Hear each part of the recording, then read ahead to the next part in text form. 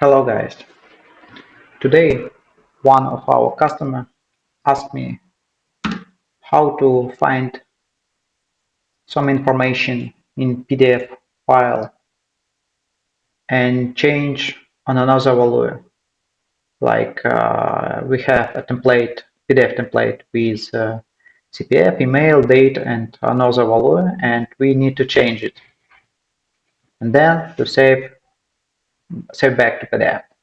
Students may offer two ways for this task.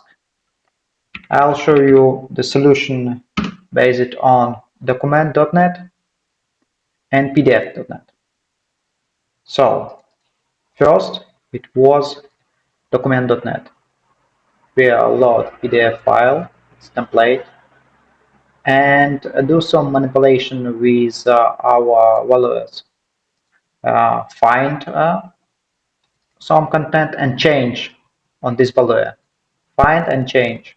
Then save to PDF A1 because these requirements for PDF file viewer include color management guidelines and support for embedded fonts.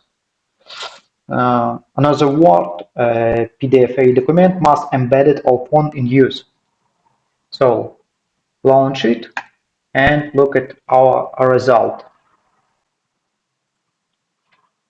It's very quickly.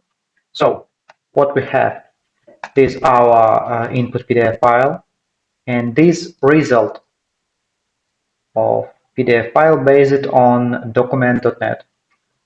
As you see, the result is correct. Another solution based on pdf.net created also Soft themes. Okay, we find the same text and change on this value and save like PDF. Launch it. Now we get the result.